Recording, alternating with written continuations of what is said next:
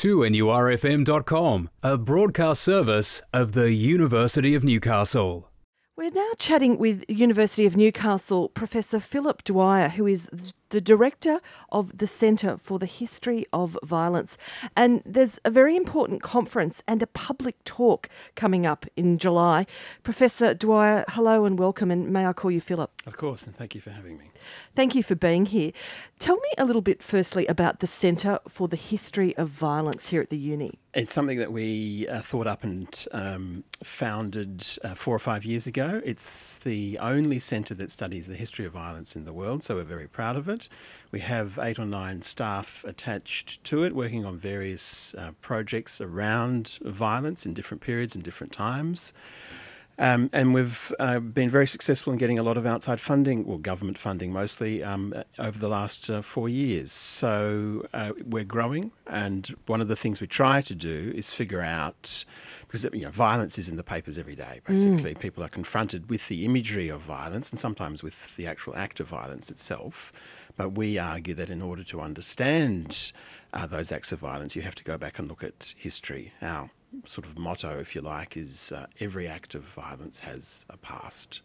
So by understanding where it comes from, we can hopefully better understand what we might do with it and where we can go with it in the future. And I suggest minimise violence into the future by learning from the past. If possible. And this is big debate going on in academia about whether we are living in the most violent century that mankind has ever faced, or whether it's the most peaceful century that mankind has ever faced. Despite the 2 world wars, some historians will argue that in relative terms, fewer people were killed in that century than in any other century before. But this is a big, Where do you sit? Where do you sit in that debate? Can I draw you into it? I'm interested to hear your opinion. It depends on who we is, and these people, mostly Americans, sort of keep their focus to the West. Sure. If you're living in Guatemala or Mexico or Somalia, then you might have a different view of violence. And I think it also depends on your definition of violence. Violence is not just the act of hitting someone or killing someone. It can also be,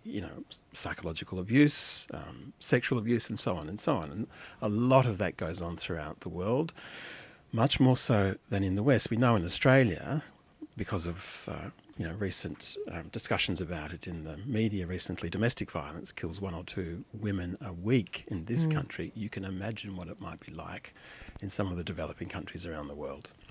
Is it because we hear more about violence and because of technology that we know more about violence that perhaps our perception is the world is a more violent place?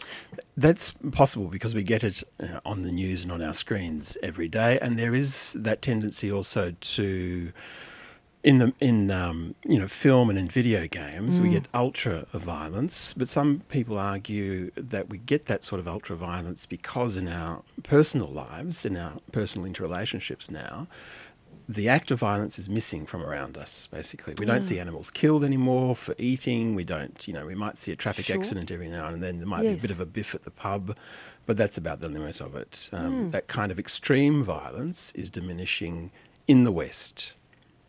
You have the conference coming up in July, which is a joint project. The conference is the Australian European Historians Conference, which is held every year, and we're hosting it this year.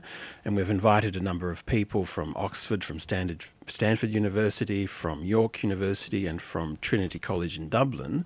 And the person we've invited from Trinity College is Professor John Horn, who's an expat, but who's lived in Ireland for the last 30 years or something. But we can claim him as an Australian. It's very convenient, excellent. And he's a specialist on the First World War. So he has just written a book on Gallipoli, but from the French perspective, because many people forget that there were more French troops and more French deaths at Gallipoli than Australians or Anzacs.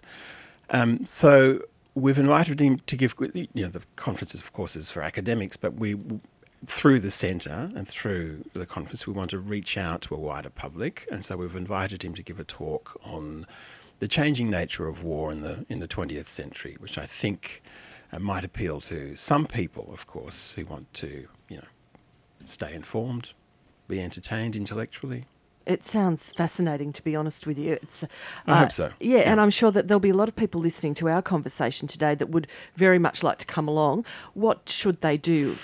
They can go to, you don't have to pay anything. You can go That's to the free. website for the Centre for the History of Violence on the university page and just register so that we know how many people are going to turn up on the evening. It's the 14th of July at 6 p.m. and it's at the Crown Hotel, in the Crown Plaza Hotel in town. So that's a fairly central venue to get to. That's a Tuesday night, 6 p.m, the 14th of July. It sounds as though it will be a really interesting evening, lots of interesting debate and an interesting presentation. Professor Philip Dwyer, Director of the Centre for the History of Violence here at the University of Newcastle, thank you for your time. And let's set a date to talk again, because I'm sure you've got some excellent research and observations about the world we live in. Would love to. Thank you. It is the 50th anniversary of the University of Newcastle, a very special year when we reflect on our past and our history in order to make the future brighter for all people connected to the university and just our community in general, broadly across the Hunter.